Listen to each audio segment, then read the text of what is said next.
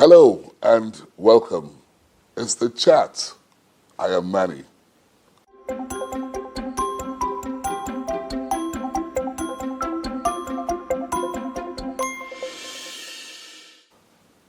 My guest on the program is a very remarkable woman. She's a woman of many parts. She carries along with her a bag full of experience and knowledge in literally every aspect of life.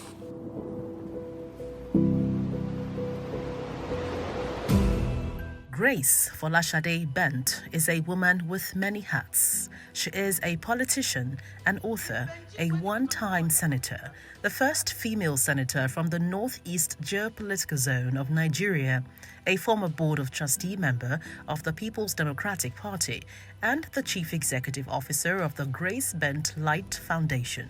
Born in Kaduna State, Nigeria, she had her early education in the state before proceeding to Osun State, where she attended Ilesha Grammar School. She bagged a bachelor's degree in English and Literary Studies at the University of Calabar. While at the University of Calabar, she was a member of the Students' Union. She also obtained a master's in Political Science and International Relations. Grace holds a doctorate in public administration from Indiana State University, United States. Before her stint in the Senate, Grace participated in the production and was featured in the popular Hausa soap opera Bakandamiya, a sequel to Maganan Jariche. The classic ran on NTA in the 80s, where she served as a core member. She also formed and led a musical band while in Kaduna. Grace's desire to represent the people drove her into politics. She became a card-carrying member of the PDP after a merger arrangement with her erstwhile political party, where she served as the deputy national chairman and later became the political advisor to the then PDP national chairman Audu Ogbe.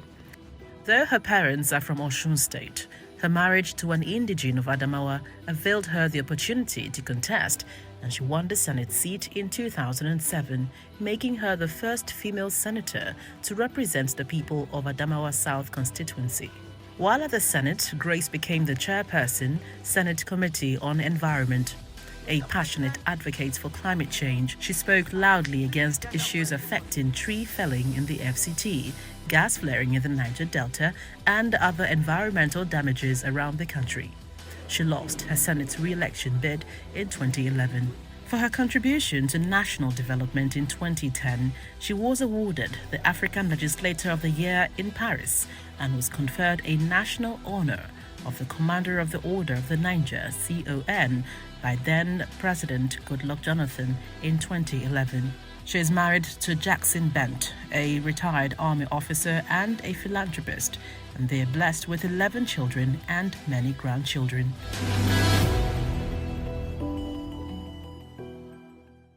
Hello, Senator Grace Bent. Hello, good to see you. Good to see you. You're looking very graceful. Thank you. Who's responsible for this look?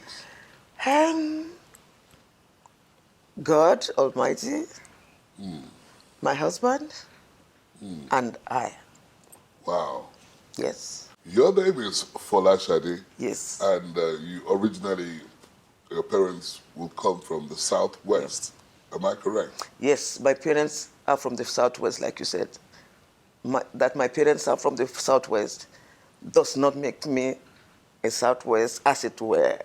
If you talk about indigenship, I would claim Kaduna State, because I'm a Kaduna State indigene by the definition of indigenship in the Nigerian Constitution.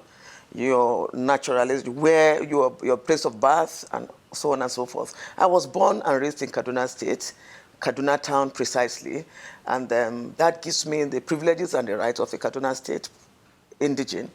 I am married to a man from Adamawa, of the Bachama ethnic group, the Bachama in the southern part of Adamawa State. And my parents are from Osun State, precisely Ilesha. So I have a tripartite citizenship, as whatever nomenclature you want to call it. So you speak Hausa? I speak Hausa fluently, I speak Yoruba, and I speak a little bit of Bachaman language, which is my husband's ethnic group. So when you were growing up, what did you dream to become? I had wanted to become a lawyer. And Mom is the one that does the proposal. God is the doer of all things. In the quest of, wanting to understand my calling, my purpose on earth, I've, tried to, get involved in doing so many things until I found my footing in politics. And because of my idiosyncratic factor of being a fighter for justice. I love to fight for the rights of the people. I love to talk for the less privileged. Is it just the people or women? Not women, for people, whether men, women, the youth. I love to fight for their rights. I advocate for the women because I'm a woman and I believe in the girl child. I believe in the girl child rights, and I believe that a man without a female gender as a child still has to do a lot. Who advised you to go into politics in the first place? It was something that has been, innate. I had it in me. In the university, I was a member of the student union government. And I love to, advocate. I love to, I'm passionate about the less privileged. I love to see things being done well. I love to fight for the ordinary people. So what have you done for the less privileged? I've used my NGO. I have an NGO, the Grace Bent Light Foundation, which I've used, tremendously to influence so many things for the women folks, the youth, in terms of empowerment, in terms of providing day-to-day instruments for the women that can make them become empowered on their own without having to, lean on their husbands, as it were. What happens to your re-election? I mean...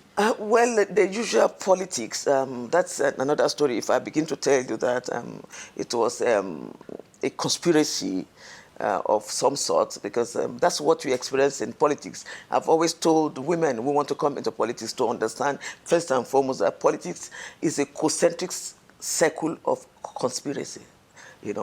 Some people get...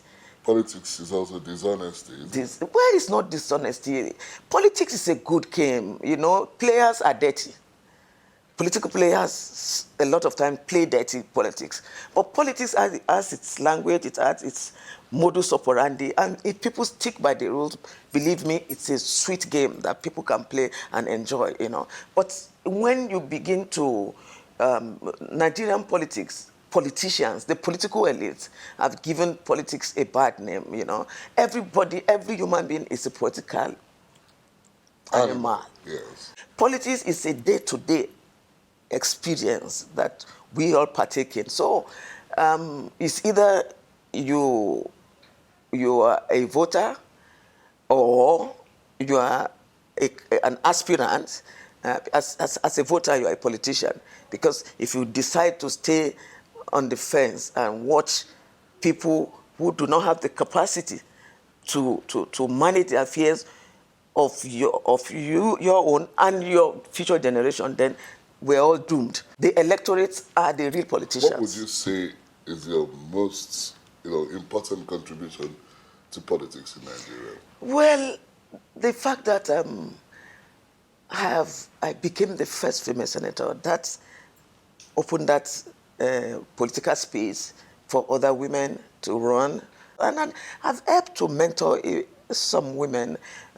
Like in my local government today, Demsa local government in Adabawa, is the only local government that has a female as a member of the State House of Assembly. It's only in my own local government, Demsa local government, Adamawa State, that we have a vice chairperson at the local government council. So it's not about, just you being a politician. You must be a mentor. You have to have mentees. What has improved since you left the Senate? Well, Our democracy is still evolving, and I had expected it to have picked up better than this. I'm not too impressed, but I think we're going to get there. Our political parties have not done very well. The political parties have not been able to have clear-cut ideologies, as it were, that politicians can say this is a political party that has my kind of ideology, that has my kind of manifesto, my pursuit, my beliefs. You know, it's not definite, it's not well defined. We So seem to know with the only political of two parties, don't we? yes, those are the two major parties. And they seem to be like one. Well, because I just decamped to the Exactly. I to was the going to say you're APC. jumping from A to I have B. never thought in my life that I was going to decamp to any other political party. Right. But because I'm not a bread and butter politician. I'm not into politics because of what I will eat. I have been out of the Senate for about 10 years, and it's not about being in the office. It's about, you know, helping to build a nation, a nation that I can be proud of. It's helping to sustain our democracy and putting our democracy on a very solid foundation. Most of our political parties are not parties, they are rallies, you know. But we need a political party that can stand the test of time, a platform that is solid. And that's why I said it's difficult for me to believe, and I had to take that very difficult decision. I'm just concerned that Yes. there are not a lot of women like you coming out in politics. Why? And because of some self-inflicted cultural factors which have political elites have used against the women. We have very sound, articulate, credible women with great antecedents who can manage this country.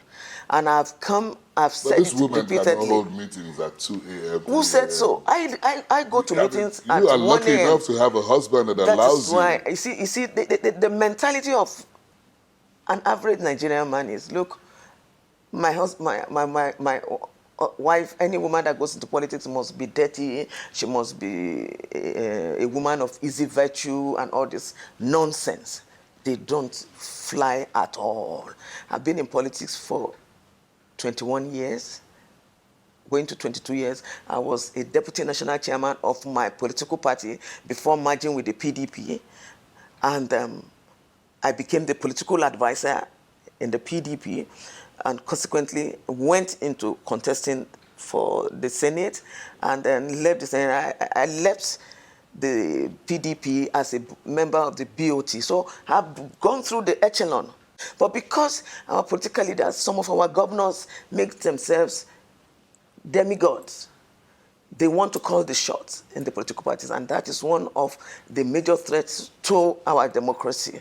The way some governors, not all of them, run political affairs in their states, you know, they assume the position of the almighty, you know, in politics because they believe they are the ones funding the party, and they said we will blows the piper dictates the tune, which is very, very wrong. And that is why you've always produced, you know, garbage in, garbage out. You don't have, you know, men and women with credibility running for political offices. What worries me, I don't know if Yes. it worries you that much, Yes. is that insecurity, banditry, and the rest of these, you know, situations have, in fact, built foundations now in Nigeria. How do you hope this can be approached before the next elections?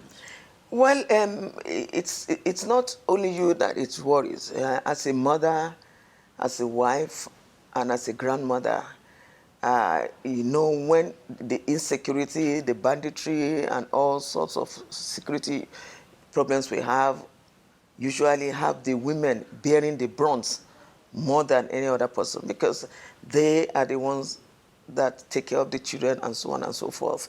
And a lot of times they have become victims of this very, very unfortunate developments in our political milieu. How the banditry, it was like a taboo. It was alien to us.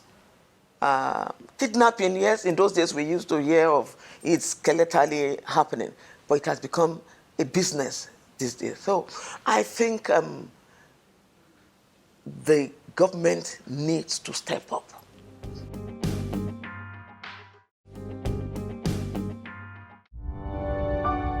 Pick a question. Well, Can I open it? Yes, please. In 2007, you were chair of the Senate Committee on Environment. Gas flaring was a topical issue then. What's your position on the newly passed Petroleum Industry Act? I must congratulate the National Assembly for that bold step of passing that bill. It had been lingering for quite a while, right from when we were in the 6th Senate. You know, it moved to the 7th Senate and so on, and then consequently it has come here. And you can understand the controversy that the bill has generated in time past, especially amongst the Niger Delta people and the area. And justifiably true, they need more than, you know, They deserve. Yes. Yes. I was a chairman environment, and I know the level of pollution, the level of environmental issues. They are alarming. It's better seen than, you know, imagine. And that was worrisome to me, because these people live basically on water, and this water have been polluted beyond what you can explain.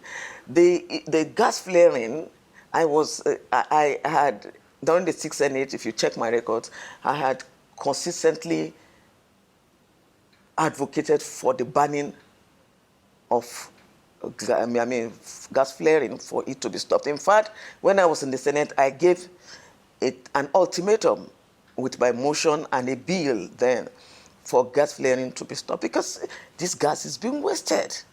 We had thought, okay, it's not just about the waste. It's very, very injurious to the health of the people around there. It's injurious to the environment. It's injurious. I mean, it's economically it's economically bad for us. It's long overdue to have been stopped in Nigeria.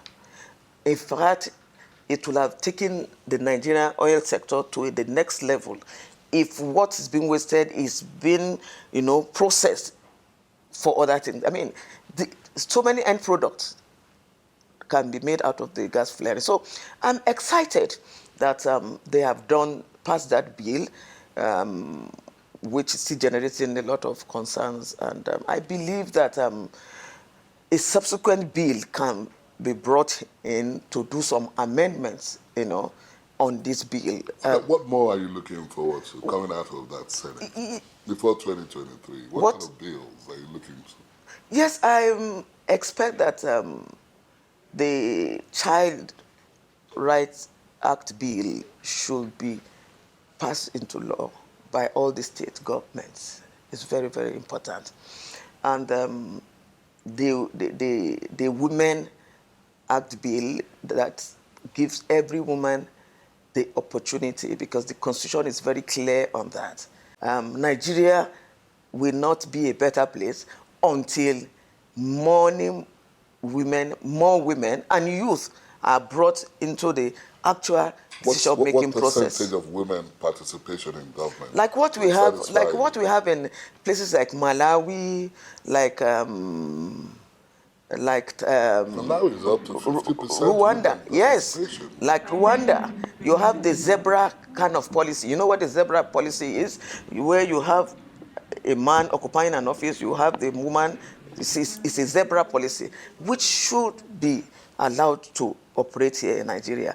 You see, when you want to explain, do we have enough competent women? Absolutely. What are you kidding me? In a population that has over 50% of women as the voting population, over 50%, over 50, you're talking about almost 60% of women, you cannot get, let's say, 40, 50% of them in a population of over 200 million. Are you telling me you cannot get 50 million women that have gone to school, that have their brains working, that have sound, that are cerebral, that are Why are we not intelligent? having enough women going into, I've told you about politics this. and wanting roles like being the president of this country?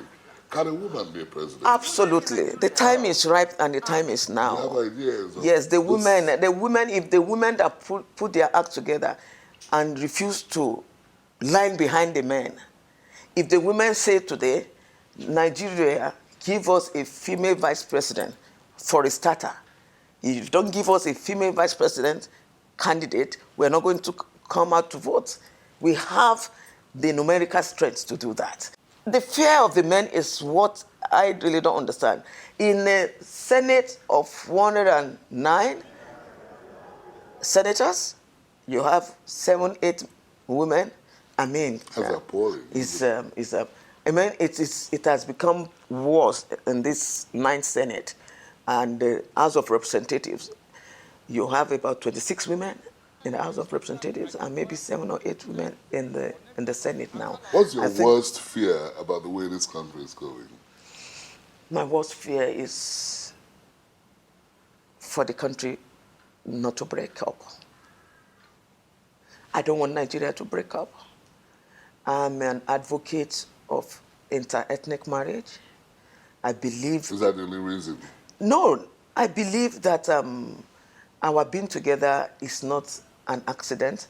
I believe that, yes, some ethnic groups have been marginalized, have not been justifiably treated well. And I think if we can correct some of these wrongs, if we can come to the round table and talk and then give everybody their fair share of whatever we own in this country, we're going to live together as a happy nation. What do you imagine people like us run to if you talk of Nigeria breaking up? I've lived, my whole life has been in the north. My marriage is in the north. My children are northerners. My grandchildren, some are northerners. How many children do you have? I have 11. Yes, I have 11 children. That's like a football team. Yes, I have 11 children. I have 7 grandchildren, and we're still counting the grandchildren, to the glory of God. Let's think about the 5 things that you take along with you. If I have to go Yes. on this holiday, Yeah. first and foremost, my Bible, Okay. my telephone, my video CDs and whatever to listen to, my writing materials that I use to do my writing, and then I said my iPad or laptop or whatever you call it. If you're allowed to take just one more item of music, what kind of music do you listen to? Yes, I told you I love gospel music. Before gospel music, I used to be a reggae fan. I love reggae music. Really? One good thing about music, when it hits, you feel no pain. Wow. Give me some music. Give me some music now. Stretch down rock. Who knows? You're going to probably, produce an album. I've done one. My daughter is a singer. My eldest daughter is a musician. I'm talking about you now. Yes. What about your other children? Any one of them doing other things like politics or? Some of my children have taken a lot of my traits in outspokenness, in vibrancy, in pursuit of what they believe in, and in achieving results. And if whatever trait you see in a child, please help the child steer it up as a parent. Hasn't it been fun talking with you?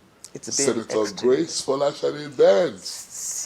Oh, Nice meeting you again. Same here. And that's who our guest has been on the charts this week. I am Manny. See you again. The Chat is produced by Channels Television. You can watch it again online. Just visit our social media platforms, YouTube, Facebook.